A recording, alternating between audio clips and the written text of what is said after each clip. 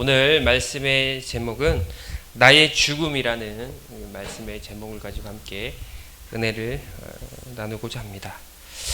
여러분, 우리의 인생은요, 태어날 때 한 장의 표를 가지고 어떻게 보면 한 장의 버스표가 될 수도 있고 기차표가 될 수도 있고 비행기표가 될 수도 있습니다. 한 장의 티켓을 가지고 이 땅에 태어나게 됩니다. 하나님 뜻 가운데서 세상 가운데 태어나지만 또 하나님 뜻 가운데서 다시금 가야 한다는 것이죠. 그래서 권력이 있고 돈이 있고 그리고 많은 재산이 있다고 할지라도 갈 때는 딱 한 장을 티켓을 가지고 가야 된다는 것이죠. 그 티켓이 뭐예요? 바로 죽음이라는 티켓 아닙니까? 태어날 때 갖고 태어나는 거 아니에요?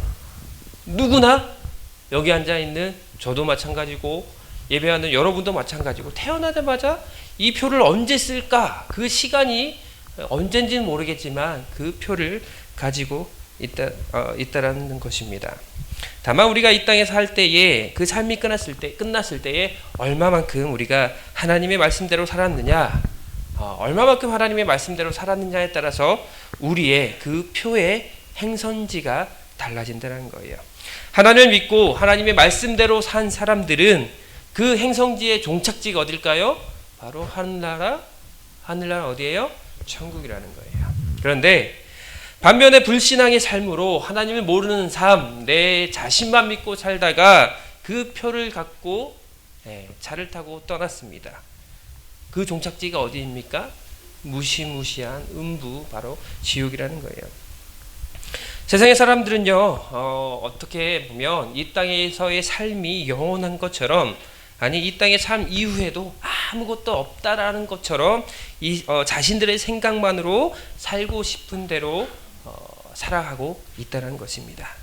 그래서 이 땅에서는요, 아무런 꺼리낌 없이 죄를 짓고 자기가 하고 싶은 대로 그렇게 살고 있다는 것이에요. 그런데 하나님을 믿는 우리들은요, 이 땅에서의 삶이 최종적인 종착지가 아니라 우리가 살고 있는 이 삶은 거쳐가는 정거장이라는 거예요. 그래서 어쩌면 저와 여러분들이 이 땅에서 태어나서 살아가고 있는 지금 이 순간이 잠깐 지나가는 세상이고, 그리고 이후에 심판이 있고 그 심판 가운데 말미암아 천국, 그 백성이 되어 영원한 천국의 삶을 살아간다는 것을 믿기 때문에 지금 이 자리에서 함께 예배하고 있다는 것입니다. 사랑하는 성도 여러분, 우리가 예수를 믿는 이유와 목적이 뭐예요? 바로 구원이라는 겁니다. 그 구원 때문에 저와 여러분이 하나님의 말씀대로 살려고 어떻게 해요? 부단히 노력하면서 살고 있지 않습니까? 오늘 본문은요, 예수님을 통해서 변화되고 그리고 전도자의 삶을 살았던 바울이 이제 자신의 삶이 얼마 남지 않는다라는 것을 알고서 믿음의 아들 디모데에게 그 유언처럼 기록으로 남기는 말씀이라는 거예요. 먼저 바울은요, 디모데에게 때를 얻든지 못하든지 뭐하라? 말씀을 전파하라 라고 그렇게 말하고 있다는 거예요. 그리고 사람이 바른 교훈을 받지 않고 허탄한 이야기를 따를 때가 그 때가 이를지라도 전도자의 일을 하며 무엇을 하라고요? 자신의 직무를 다하라라고 그렇게 말을 하고 있습니다. 그리고 바울은요, 달려갈 길을 마치고 믿음을 지킨 자들에게 무엇이 준비되어 있다라고 말을 하고 있습니까? 의의 면류관이 준비되어 있음을 확신에 차서 이야기를 하고 있다는 거예요. 그래서 오늘 본문 말씀 4장 1절에 보니까 하나님 앞과 살아있는 자와 죽은 자를 심판하실 그리스도 예수 앞에서 그가 나타나실 것과 그의 나라를 두고 엄히 명하노니 너는 말씀을 전파하라. 때를 얻든지 못 얻든지 항상 힘쓰라. 범사의 오래 참음과 가르침으로 경책하며 경계하라 권하라. 때가 이르느니 사람이 바른 교훈을 받지 아니하며 귀가 가려워서 자기의 사욕을 따를 스승을 많이 두고 또 그 귀를 진리에서 돌이켜 허탄한 이야기를 따르니라. 그러나 너는 모든 일에 어떻게 해요? 신중하여 고난을 받으며 전도자의 일을 하며 내 무엇을 직무를 내가 해야 할 일을 어떻게 해라? 다 행하라. 이렇게 말을 하고 있다는 거예요. 바울이 디모데에게 유언한 오늘 말씀을 짧게 요약한다면 1절에서는요. 예수님께서 다시 오셔서 산 사람과 죽은 사람을 심판하시고 그의 나라를 세울 때가 오는데 2절에 보니까 영적 아들인 디모데 너는 어떤 형편과 상황에서든지 무엇을 해라? 항상 말씀을 전해라. 3절 보니까 사람들은 바른 교훈을 듣지 않고 자기의 욕심을 따를 것이고 4절 보니까 진리를 외면하며 그리고 쓸데없는 이야기에 그 사람들이 귀 기울일 것이다. 그리고 5절 보니까 그러나 디모데 너는 모든 일을 어떻게 하고요? 자제하고 고난을 견디고 그리고 전도자의 일을 하며 내 직무 곧 복음 전파하는 일을 어떻게 해라? 완수하라 라고 그렇게 바울은 말하고 있다는 것입니다. 그런데 여러분 오늘 바울이 디모데에게 말한 이 일들을 디모데가 잘 감당할 수 있을까요? 어쩜 쉽지 않은 일이라는 거예요. 바울은 디모데에게 세상 사람들이 어떻게 살아갈 것인지에 대해서 알려줬지만 그러한 사람들에게 복음 전파한다는 것은 결코 쉽지 않는다는 거예요. 각자 사람들은요 자신의 생각에 사로잡혀 자신만의 고집과 자신만의 철학을 가지고 있기 때문이라는 겁니다. 그래서 세상 사람들에게는 그 사람들은 교회를 또 예수님을 그리고 복음에 대해서 하나님에 대해서 들으려고 하지를 않는다는 거예요. 오히려 어떻게 하면 세상 사람들은 어떻게 하면 세상을 즐기며 살 수 있을까? 그렇게 살아갈 수 있을지에 대해서만 생각하고 그것에만 귀 기울이며 살아가고 있기 때문이라는 거예요. 그러한 세상 사람들에게 복음을 전한다는 것, 예수님을 전하는 것, 그 일이 결코 쉽지가 않다는 것입니다. 그럼에도 불구하고 저와 여러분들은 예수님이 전하는 그 사명을 잊어서는 안 된다는 거예요. 그것이 바로 5절 말씀에서 바울이 디모데에게 말한 것처럼 저와 여러분에게도 맡겨진 직무라는 거예요. 다시 말해 저와 여러분들이 이 땅 가운데서 꼭 해야 할 일이라는 겁니다. 그래서 오늘 바울은요 자신의 영적인 아들 그 디모데에게 복음 전파에 힘쓰라고 명하고 있다는 거예요. 어떠한 상황 가운데 자기의 생명이 이 땅 가운데 얼마 남지 않는 그 상황 가운데에 내가 유언처럼 디모데에게 할 수 있는 말, 그 말이 바로 너의 직무, 복음 전파하는 일이라는 겁니다.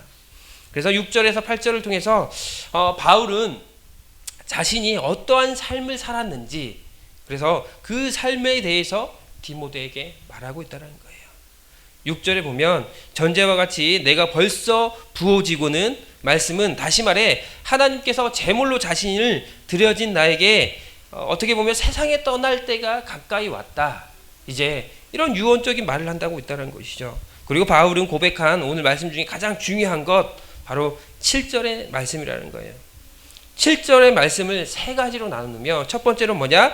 바울은 무슨 싸움을 했다라는 거예요. 7절 말씀 보니까 선한 싸움을 싸웠다고 고백하고 있다는 거예요. 두 번째는 뭐냐? 나의 달려갈 길을 마쳤다라고 말하고 세 번째로 뭐예요? 믿음을 어떻게 해요? 바울은 지켰다라고 그렇게 말하고 있다는 거예요. 그래서 오늘 첫 번째로 7절 말씀 고백 중에서 첫 번째로 선한 싸움을 싸웠다고 그렇게 고백한 바울처럼 하나님께서 여러분에게도 주어진 인생을 살아갈 동안에 어떠한 싸움을 살아왔는지 물어본다라면 과연 여러분들은 어떠한 고백을 할 수 있겠습니까? 오늘 바울은 자신은 선한 싸움을 싸웠다고 말을 합니다. 근데 여러분 싸움에는 여러 가지 싸움이 있어요. 이기적 목적을 위해서 싸우는 싸움이 있다라는 거예요. 더 많은 것을 가지려고 더 많은 것을 주려고 쟁취하려고 싸운다라는 거예요. 무엇 때문에 싸우는 거예요? 욕심 때문에 싸우지 않습니까, 여러분? 그런데 오늘 바울이 말한 그 선한 싸움이 어떻게 보면 욕심 때문에 싸우는 어떻게 보면 물질을 더 많이 가지려고 싸우는 그러한 싸움입니까? 여러분 선한 싸움은요 그 운동 경기에 있어서 운동 경기를 비유해서 말하고 있는데 룰을 지키는 싸움이라는 거예요. 남을 해치는 싸움이 아니라는 겁니다. 신사적인 싸움이고 유익한 싸움이고 명분이 있는 싸움이고 아름다운 싸움이라는 거예요. 그래서 선한 싸움을 싸웠다라고 그렇게 고백할 수 있는 것은 어떻게 보면 룰을 지키고 그 명분이 있는 싸움을 했을 때에 최선을 다해서 그 일들을 했을 때에 선한 싸움을 했다라고 그렇게 말을 할 수가 있다는 거예요. 그렇다면 바울이 말한 선한 싸움은 뭐예요? 다시 말해 바울은 한평생을 통해서 어떤 싸움을 했어요? 복음을 전하는 싸움을 했다라는 거예요. 정말 혼신의 힘을 다해서 싸웠다라는 거예요. 그래서 바울은 오늘 내가 선한 싸움을 싸웠다라고 고백할 수 있다라는 거예요. 예수님을 전하는 것 때문에 감옥에 갇히기도 하고 매를 맞기도 하고 도망다니기도 하고 이러한 모든 것들이 바로 바울에게는 선한 싸움이 되었다는 거예요. 그리고 어쩜 이 모든 일 가운데서 자신 스스로가 내가 이렇게 하지 않아도 되는데 그럼에도 불구하고 이 싸움 가운데에 바울은 자기가 정면으로 도전하고 또 그 일들을 행했다라는 것입니다. 그래서 바울이 고백한 그 선한 싸움은요, 자기 자신과의 싸움 가운데서도 승리했기 때문에 예수님을 전하면서 그리고 감옥에 가는 것도 그리고 매를 맞는 것도 도망다니는 것도 두려워하지 않았다라는 거예요. 자신과의 싸움, 어떠한 신앙과의 싸움에서 승리하지 못했다라면 내가 왜 매를 맞아야지? 내가 왜 복음을 전하다가 감옥에 갇혀야지? 내가 왜 이렇게 도망다녀야지? 자기와의 싸움 가운데 그 믿음 가운데 승리하지 못했을 때는 두려워하고 도망갈 수밖에 없다라는 거예요. 그래서 우리가 복음을 전함에 있어서 그 앞서 더 중요한 건 뭐냐면 나 자신의 신앙의 싸움이라는 거예요. 이 세상에서 가장 어려운 싸움이 무슨 싸움일까요? 나 자신과 하는 싸움 아닙니까? 나 자신과 싸움에서 이기는 사람이 이 땅 가운데서 승리하는 거 아닙니까? 다이어트 하는 사람 누구랑 싸우는 거예요? 누구랑? 옆에 있는 사람이랑 싸워? 남편이랑 싸웁니까? 자식들이랑 싸움? 나 자신과의 싸움 아닙니까? 공부하는 사람은 또 누구의 싸움이에요? 나 자신과의 싸움이라는 거예요. 어떤 일을 하는 거에 있어서 내가 복음을 전함에 있어서도 나 자신과의 싸움이라는 거예요. 왜? 내 자신과의 싸움에서 이기지 못하며 복음을 전할 수도 없고 다이어트 할 수도 없어요. 공부할 수도 없다라는 거예요. 어쩜 신앙생활도 자신과의 싸움이라는 거예요. 어떠한 어려움이 있을지라도 우리가 하나님을 믿는다라고는 하지만 어려움이 있을지라도 신앙을 버리지 않겠다라는 것.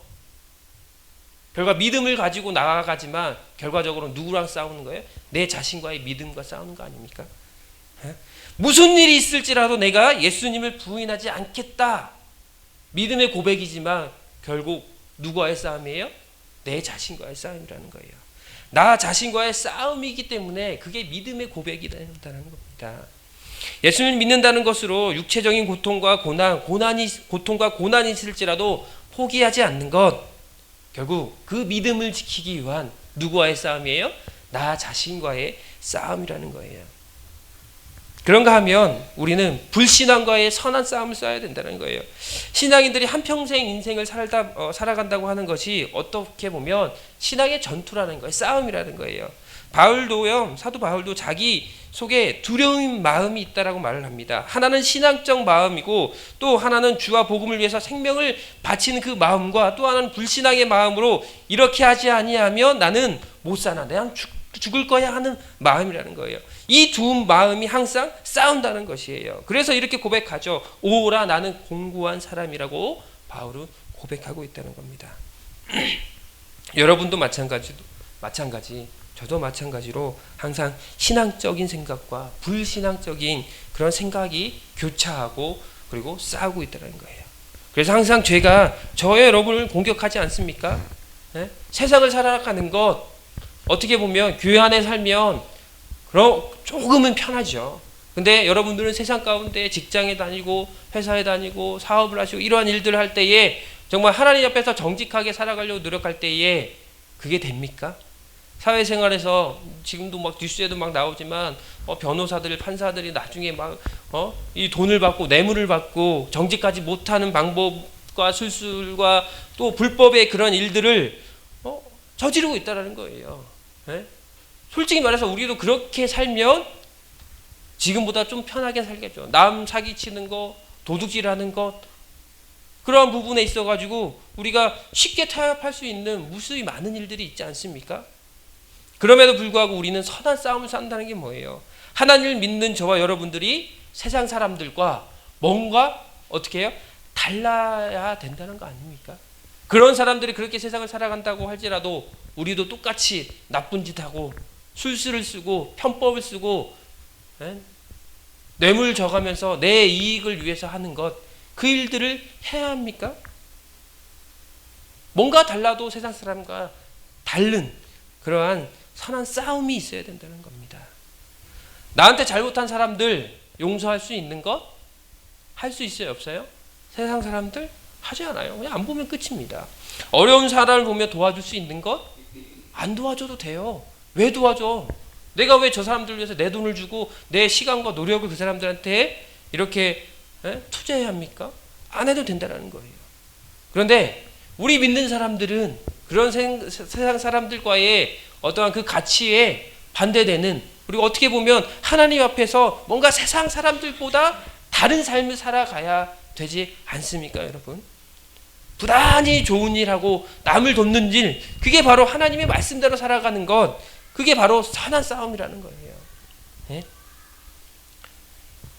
어떻게 보면 나에게 잘못했던 사람을 용서하는 것, 어쩜 그것은 자기 스스로의 싸움, 그 선한 싸움에 대한 결과물 아닙니까? 네? 누가 나한테 해코지하고 잘못하고 그런 일 가운데 용서한다라는 것 쉽지가 않는다라는 거예요. 그럼에도 불구하고 형제를 용서할 수 있는 건 곧 내 자신과의 선한 싸움의 결과이라는 거예요. 혹시 여러분 마음 가운데 아직까지 용서하지 못하는 사람 있습니까? 여러분 스스로 싸워야 돼요. 내가 과연 그 사람을 용서해야 할까? 용서하지 말아야 할까? 다른 사람? 하나님이 대신 싸워준다. 내 자신과 싸워야 돼. 내가 과연 신앙의 양심을 놓고 하나님 앞에 말씀대로 순종한다라면 어떠한 죄를 잘못을 저지른 사람이라도 내 스스로가 그 사람을 용서할 수 있는 마음이 있어야 된다는 겁니다. 페이스북에 이런 글이 올라왔어요. 미국에서 1982년에서 84년까지 3년 동안에 49명을 그 살해한 살인마가 있다는 거예요. 네?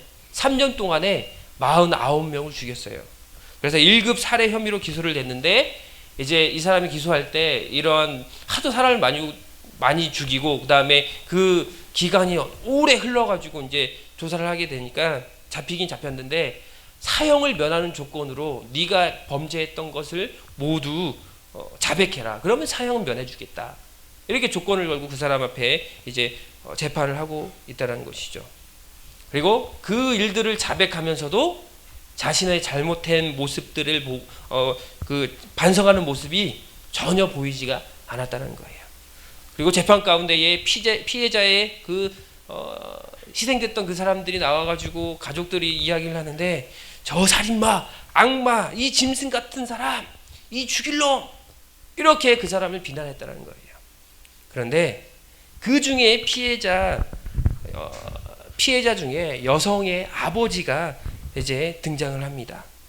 그리고 비통한 표정으로 증언대에 서서 나지막하게 그 살인마에게 말을 하죠. 여기 있는 모든 이들이 당신을 미워하고 있습니다.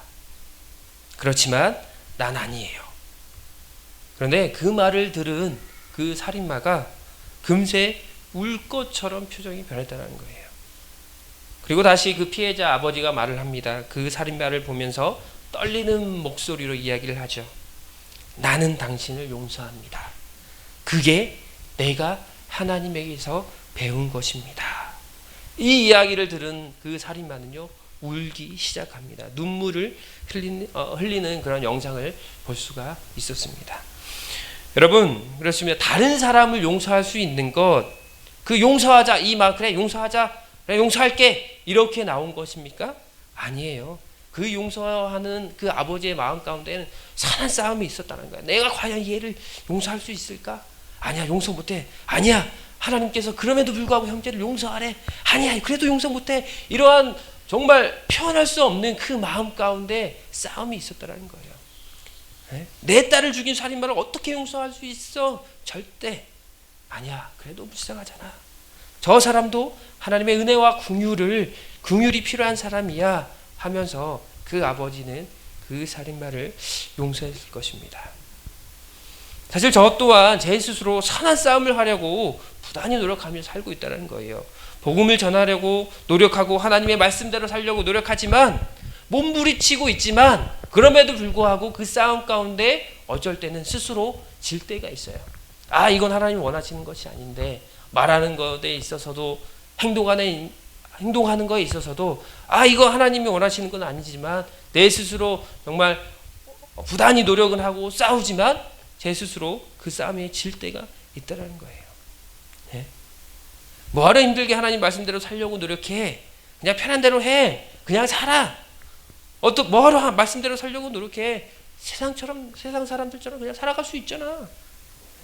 그런데 반면 한편에서는 하나님의 말씀대로 살아야 돼.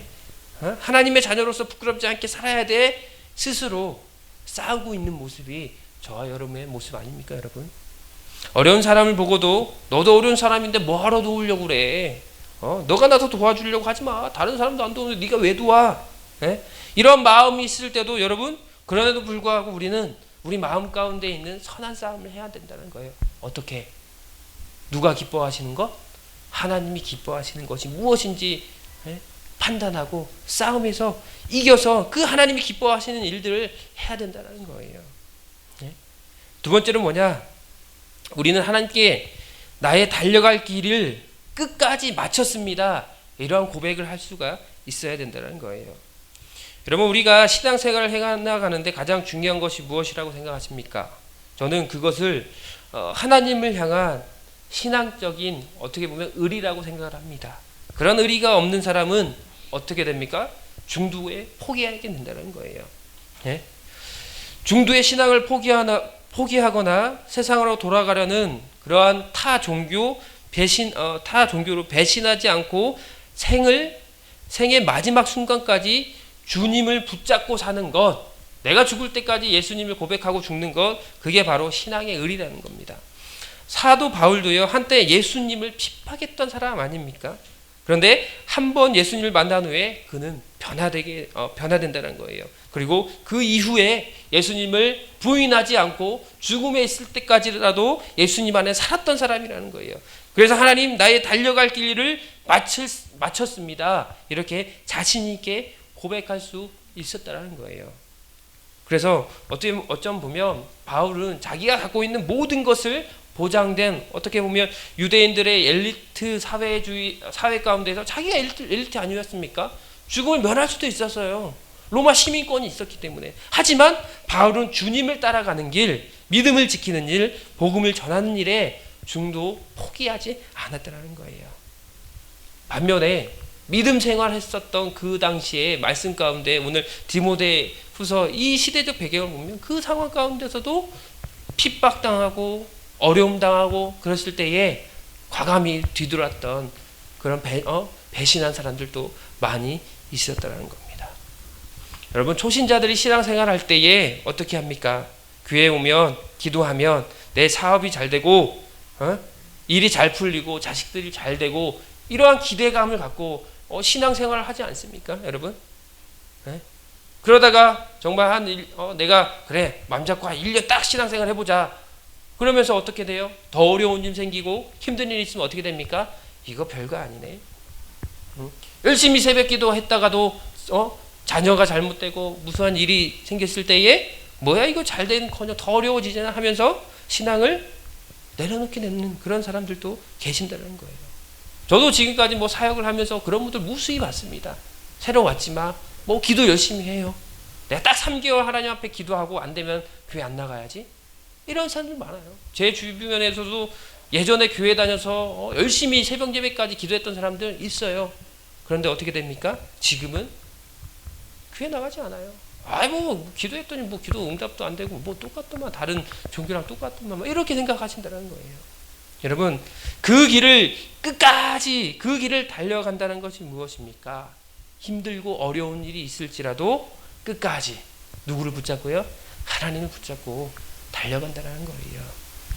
세 번째는 뭐냐? 우리는 하나님 앞에서 끝까지 무엇을 지켰다라고 고백해야 된다는 거예요. 믿음을 지켰다라고 고백할 수 있어야 된다는 거예요. 오늘 사도 바울의 고백을 보십시오. 나의 달려갈 길을 마치고 믿음을 지켰으니 여기서 믿음을 지켰다는 말을 해석이 좀 필요한데, 이 말은요, 운동 경기의 용어라는 거예요. 운동 경기엔 규칙과 룰이 있습니다. 그래서 운동 경기라는 거는 싸움, 시합에 규칙이 있는데, 사도 바울은요, 인생 가운데 싸움에서도 나름대로 자기의 룰을 지켰다라고 그렇게 말하고 있다는 거예요.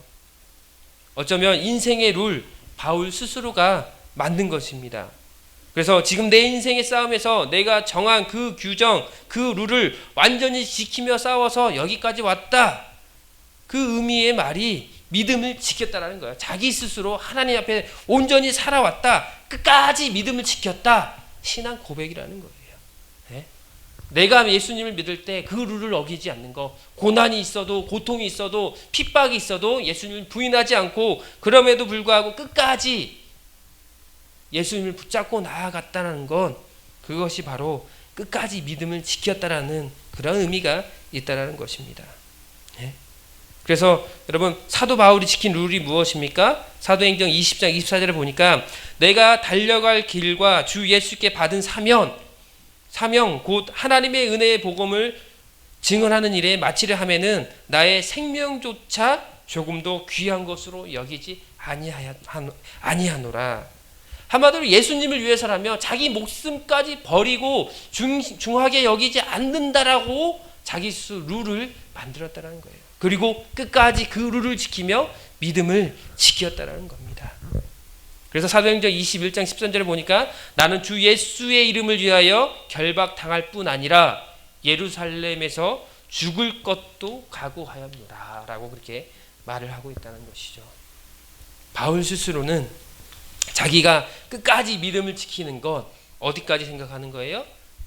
죽음까지 생각하며 내가 내 인생의 목적, 예수님을 전함에 있어서 결박당하는 것, 죽는 것 각오하고 마음으로 뚜렷이 자기의 목표를 갖고 있었다는 거예요. 어떤 룰을 가지고? 내가 죽는다는 것을 가지고. 어쩌면 우리가 신앙생활 하는 것, 지금 이 시대에서 신앙생활 하는 건 저와 여러분도 끝까지 믿음을 지키는 목표가 있어야 된다는 거예요. 혹 내가 예수님을 믿는 것 때문에 뭐 할지라도 죽을지라도요. 네? 믿음을 지키는 각오, 그 각오가 있을 때에 우리는 하나님 앞에서 정말 착하고 충성된 종이라 칭함받을 수가 있다는 것입니다. 나는 선한 싸움을 싸우고 나의 달려갈 길을 마치고 믿음을 지켰으니 이제 후로는 나를 위하여 뭐가 준비되어 있다고요? 그렇게 열심히 달려간 사람에게는요, 뭐요? 의의 면류관이 예비되었으므로 주 곧 의로운 재판장이 그날에 내게 주실 것이며 내게만 아니라 주의 나타내심을 사모하는 모든 자, 그게 누굽니까? 오늘 예배하는 여러분 모두가 된다는 거예요. 사랑하는 성도 여러분, 우리는 죽음 앞에서 당당히 이 고백을 할 수 있는 그러한 믿음이 있었으면 좋겠습니다. 바울이 영적인 아들 디모데에게 어쩜 자신의 삶을 함축적으로 난 이러한 마음으로 살았어, 내 믿음이 이것이야 하면서 유언처럼 한 이야기가 오늘 말씀 아닙니까? 저와 여러분도 나의 죽음 앞에서 담대히 바울처럼 그 신앙을 고백함으로 남아있는 다른 사람에게 어쩌면 믿음의 본이 되어야 된다는 거예요. 결코 쉽지는 않는다는 겁니다. 선한 싸움을 싸우는 것, 내가 달려갈 길을 달려가는 것, 믿음을 지키는 것, 어쩜 이 땅에서 우리가 부단히 노력하고 기도하고 노력하고 몸부림쳐야 하는 그러한 일이라는 겁니다. 몸부림치며 살아가도 그 길을 가기는 결코 쉽지 않기 때문입니다. 단지 우리가 선한 싸움을 하는 것과 나의 달려갈 길을 가는 것, 믿음을 지키는 것을 통해서 하나님 앞에서 완전한 구원을 이룬다는 사실을 기억하면서 우리는 언제 어디든지 그 바울의 고백이 저와 여러분의 그 고백이 되어야 된다는 거예요. 여러분이 만약에 내일 모레 죽는다라고 했을 때에 여러분 앞에 자녀들에게 할 수 있는 말이 뭐예요? 오늘 이 마음, 그 바울의 고백, 나는 선한 싸움을 싸웠다. 나의 달려갈 길을 갔다. 그리고 나는 뭐 했다고요? 믿음을 어떻게 했다고요? 지켰다. 예. 그러한 고백이 저와 여러분의 고백이 되어야 돼요. 그랬을 때에 정말 디모데가 이 말씀을 가지고 이제 사역을 이어받아 사역을 한 것처럼 여러분의 신앙의 그 뿌리를 통해서, 본을 통해서 여러분의 자녀들, 여러분의 형제들이 바로 그러한 삶을 살아갈 수가 있어야 된다는 겁니다. 마지막으로 제가 경험한 일 하나를 좀 간증하고 이야기하고 마치려고 합니다. 사실 저번 주에 제가 이제 예배를 마치고 연세 세브란스 암센터 병원을 갔어요. 전에 2달 전에 설교할 때 말씀드렸던 그 분이 이제 저번 주 주일날 담당 의사한테 연락이 왔는데 위독하다고 이제 돌아가실 것 같다고 해가지고 예배를 마치고 밥을 딱 먹고 이렇게 병원으로 갔는데 결국은 그분이 월요일날 돌아가셨어요. 근데 문제는 뭐냐면 그분이 이제 폐육종암으로 힘들게 투병하고 있는데 수급자이죠. 젊었을 때 이혼했죠. 가족들은 알고 보니까 낳아준 부모 엄마 다르고 길러준 엄마가 다른데 또 그 엄마는 돌아가시고 또 재혼해서 엄마가 3명이었던 거예요. 네. 2명인 줄 알았는데 3명인 거예요. 그 엄마를 다 자기가 이제 보필하고 마지막 남은 어머니는 지금 여기 요양원에 계시는데 지금 아들이 죽은지도 모르고 있을 거예요. 말을 안 했으니까. 말해줄 가족도 없고. 그런데 이제 그렇게 병원에서 위급하다가 오라고 해가지고 저번 주에 갔더니 제가 한 6시간을 같이 있으면서 그분이 이제 그 있잖아요. TV에서 드라마에서 보면 그 호흡기 삐 소리 나잖아요. 그 삐 소리 나고 다시 살아나시고 삐 소리 나고 다시 살아나시고 이렇게 하다가 결국 주일날 하루를 넘겨서 그 다음날 월요일 정오 12시에 돌아가시겠는데 이제 문제죠. 왜? 뭐가 문제예요? 장래가 문제잖아요. 장래가. 딸이 있고 이제 임종 때 딸하고는 이혼해 7살에 이제 딸 7살 때 제가 알고 보니까 이혼했다고 하는데 7살 이후부터 계속 이제 연락은 하고 자주 만나고 아빠의 관계는 좀 끈끈해요. 근데 이제 전처는 이혼하고 나서 한 번도 안 봤다는 거예요. 근데 이제 임종 때에는 왔더라고요. 예. 근데 그렇게 해서 이제 뭐 월요일까지 같이 있다가 임종을 보고 이렇게 돌아가셨는데 문제는 이제 뭡니까? 장례식 아닙니까? 장례식. 사실 이제 저는 이제 예전부터 생각하는 게 뭐냐면 그분이 혼자 이렇게 수급자로 혼자 힘들게 살고 있기 때문에 장례는 어떻게든 내가 치러줘야겠다 이렇게 생각했는데 이 마음을 제가 또 저희 이제 회사 사회복지 하는데 이제 거기 회장님께 말씀드렸더니 혼자서 그렇게 하지 말고 회사 차원에서 우리가 하자 해가지고 감사하게도 이제 회사에서 이렇게 하는데 진행을 누가 하냐가 문제인 거예요. 진행을. 그 장례를. 딸하고 엄마하고 이렇게 속닥속닥 이야기하고 결론적으로 저한테 말하는 게 그러면 하루만 장례 치르고 바로 화장하고 보내시죠. 이렇게 얘기하는 겁니다. 네? 그래도 자기 아빠고 그래도 전처이지만 그래도 자기 남편이었던 사람을 그렇게 했다는 거예요. 그래서 얘기했죠. 그렇게 하지 마시고 보낼 때는 똑같이 장례 3일장 하시고 이렇게 합시다. 네? 거의 부담 안 줄게요. 돈은 장례비는 저희 회사에서 다 부담하는 걸로 했습니다. 그랬더니 어떻게 됩니까? 예, 알겠습니다. 그렇게 얘기가 된 거예요. 그리고 보니까 이제 살아있을 때는 한 번도 찾아오지 않았던 그 동생, 이제 배다른 동생이겠죠. 그래도 또 누나, 정확하게 관계는 모르겠지만, 돌아갔은 거 다른 친구를 통해서 연락이 갔는데, 장례식 오지도 않겠다, 이렇게 얘기했던 사람들이 회사에서 장례를 다 치러주겠다 하니까, 그때서야 온 거예요. 그리고 나서, 이제 영등포 장례식장에서 이제 장례를 치르는데 저는 저희 부모님도 아니고 저희 가족도 아니지만 이번에 장례를 3일 다 치렀어요. 그래서 어떻게 하는 건지도 알게 됐고 그 다음에 이 장례에 대해서 아무튼 알게 됐습니다. 그리고 또 문제가 뭐였냐면 이분이 이제 살아계실 때 여자친구가 있었는데 하나님의 교회였던 거예요, 그분이. 그래서 저한테 얘기를 했었어요. 자기 주변에 하나님 이단이 있긴 있다. 그래서 내가 교회 나가는 거는 그 사람 때문에 조금 그렇다. 그러니까 옛날에 결혼하기 전에는 신앙생활을 했었는데 좀 그렇다 이런 얘기를 했었거든요. 그래서 돌아가시기 4주 전에 이제 저하고 친한 선배 목사하고 같이 가서 이제 권면하고 복음을 전하고 예수님까지 이제 영접하고 결과적으로는 이제 그렇게 돌아가셨어요. 근데 딸도 잠실교회에서 열심히 신앙생활을 하는 친구예요. 딸이 보니까 고3인데. 근데 엄마도 원래 그 전처도 신앙생활을 했던 사람이고 그리고 장모 장인도 잠실교회에서 안수 집사이고 그다음에 권사님인데 말을 했죠. 그러면 장례 예배는 그쪽에서 주관을 하십시오. 왜 그러냐면 살아있을 때 그래도 그쪽 교회에서 몇 번 등록해서 다녔고 딸이 그쪽 교회에서 또 지금 다니고 있고 또 전처였지만 또 장인 장모가 거기 권사이고 집사인 아니 안수 집사이니까 하십시오 했더니 거기서 하는 말이 권사 안수 집사님과 권사님이 원치 않고 있습니다. 네. 저는 얘기를 했죠. 거기 부목사님한테 아니 그분들 생각하지 마시고 이 딸을 위해서 해달라고요. 이 딸이 그래도 거기서 오랫동안 그래도 엄마 모태신앙부터 해가지고 열심히 신앙생활 했으니까 이 딸을 위해서라도 그 교회에서 장례를 줘야 되지 않겠습니까? 얘기를 했더니 보니까 잠실교회가 엄청 큰 교회예요. 또 전화가 왔어요. 그 부목사님한테 저희 교회에서는 장례 예배에 인도하지 않겠습니다. 단지 위로 예배 한 번만 하고 가겠습니다. 그렇게 얘기하는 거예요. 전 마지막으로 얘기했죠. 부목사님한테 저도 전도사고 신앙인이지만 신앙의 양심을 가지고 다시 한번 물어보십시오. 그래도 이분이 수급자로 아무런 가족도 없고 장례 치러줄 사람이 그쪽밖에 없는데 하물며 이제 장례하는 일에 있어서도 마지막으로 예정을 생각해서라도 설득시켜서 장례 예배 거기서 할 수 없습니까?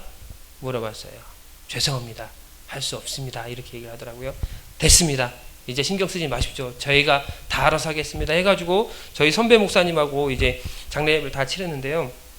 여러분 용서 못합니까? 죽음 앞에서 그 사람이 저렇게 정말 2년 동안에 폐암으로 힘들게 정말 그렇게 항암 치료 받으면서 힘들게 살았는데 전처라는 사람이나 또 그 장인 장모라는 사람분이 안수 집사이고 권사님인데 그래도 가는 마당에 자기네 돈 들어간 거 없어요. 회사에서 장례 다 치러주겠는데 그럼에도 불구하고 여러분 용서하지 못합니까? 그런데 더 웃긴 건 뭔지 알아요? 이제 조의금 문제가 있어요. 장례를 회사 차원에서 원래는 이제 장인들이 하루 만에 장례 치르고 이렇게 보내신다라고 그렇게 했는데 회사에서 이제 제가 3일 내내 있으면서 조의 받고 사람들 그래도 여기저기 사람 알리고 또 동창분이 오셔가지고 동창들에게 초등학교 동창, 중학교 동창 다 연락해서 사람이 좀 왔어요. 그래도 감사하게 그 50석이 꽉 차고 이틀도 꽉 차고 이렇게 사람들이 와서 조문하고 갔습니다. 그랬더니 이제 뭐가 쌓여요? 사람들 왔다 가니까 조의금이 쌓이지 않습니까? 이제 머리를 굴리는 거예요. 그분들이. 회사에서 다 해주기로 하지 않겠냐. 이거는 우리 여기 남겨진 딸을 위해서 장학금을 쓰겠다. 회사에서 해주십시오. 이렇게 말을 합니다. 저도 순간 화가 났죠. 진짜. 근데 이제 화를 낼 수는 없고 이건 경우가 아니지 않습니까? 하루 만에 장례 치러서 보낸다는 사람 회사 차원에서 이렇게 그래도 장례를 다 치렀는데 이제 이렇게 말씀하시는 거 아니지 않습니까? 그래서 웃으면서 저한테 그래도 회장님께 말씀해 보세요. 여기 300만 원 기본 대금만 좀 대주십시오. 이렇게 말을 하는 거예요. 그래서 제가 그날 저녁에 한 12시 넘어서 집에 오는데 너무 화가 나는 거예요. 그래서 그 친구분한테 문자를 했어요. 저는 딸을 위해서 장례식 하는 것도 아니고 그 아내를 그 전처를 위해서 하는 것도 아니고 다른 사람 아닌 고인이 됐던 이 한 분을 위해서 저와 회사가 이렇게 지금 장례를 치는 겁니다.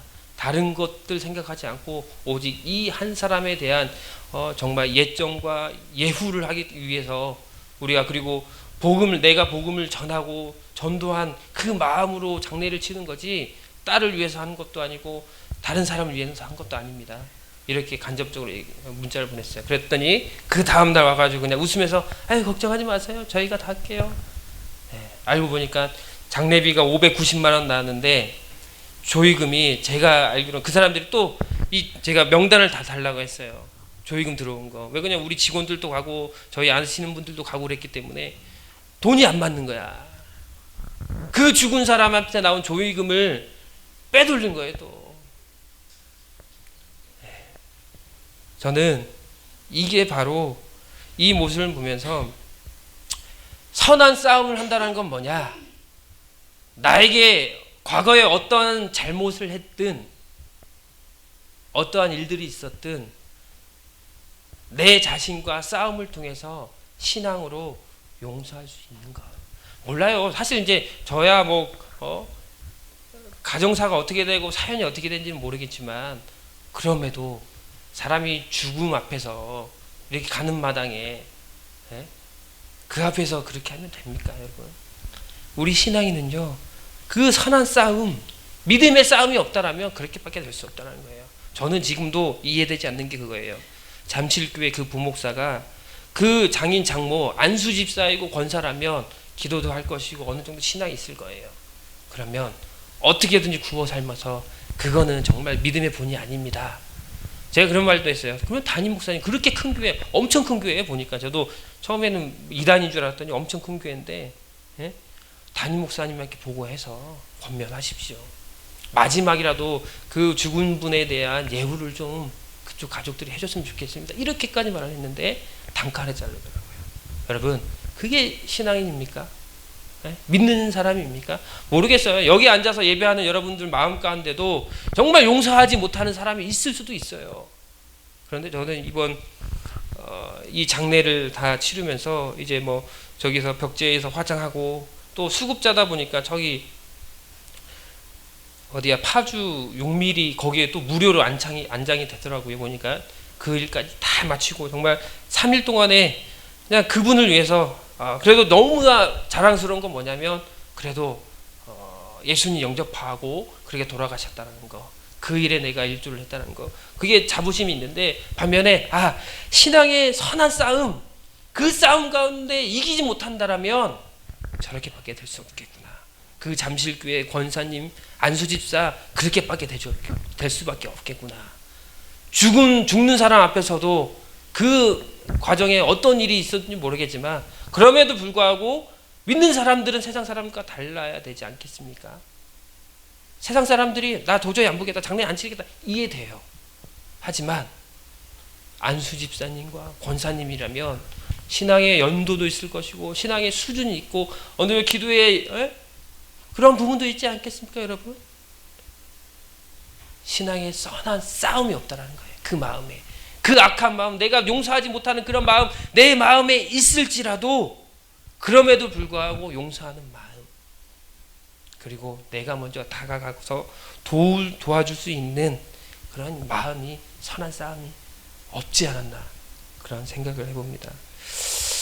나에게 해를 가했던 사람, 나를 힘들게 했던 사람, 용서할 수 없는 그 일을 했을지라도 용서할 수 있는 마음을 갖게 해달라고, 내 자신과 그리고 선한 믿음의 싸움이 우리에게는 있어야 된다는 거예요. 그러한 믿음의 선한 싸움이 없다라면 사실 우리는 죽은 믿음이랑 마찬가지예요. 저도 미워하는 사람이 있습니다. 그런데 이번 일을 통해서 정말 이러면 안 되겠구나.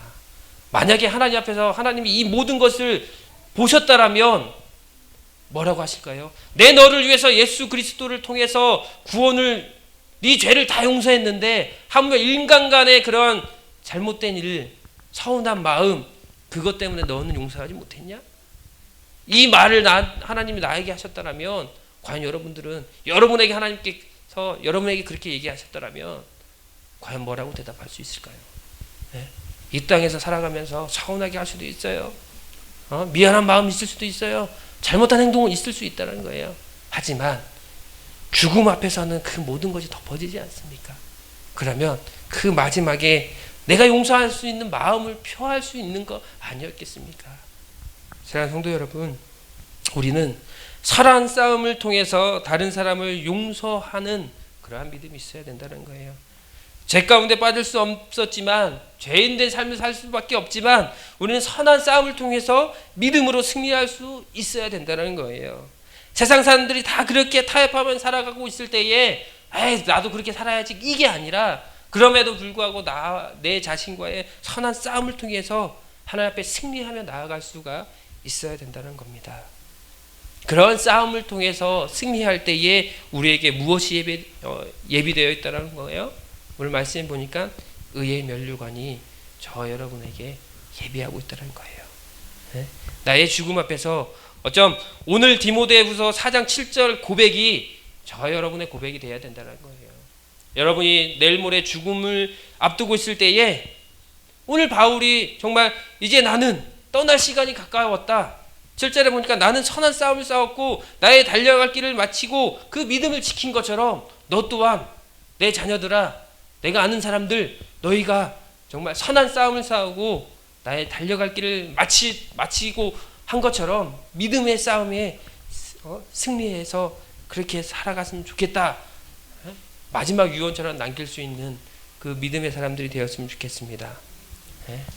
선한 싸움을 싸우며 살아가는 거 쉽지 않습니다. 그렇지만 그럼에도 불구하고 그 선한 싸움 여러분 스스로가 이겨낼 수 있다는 거예요. 누구를 통해서? 하나님을 통해서, 믿음을 통해서. 아직까지 용서하지 못한 사람이 있다라면 용서하십시오. 쉽지 않는 거 알아요. 자기 스스로 선한 싸움을 하세요. 그 싸움을 할 때에 하나님이 힘주시고 하나님이 능히 그 일들을 해결해 주실 걸 믿으며 나아갈 수가 있다는 겁니다. 그 선한 싸움을 싸우는 저와 여러분들이 되어줄 줄 믿습니다.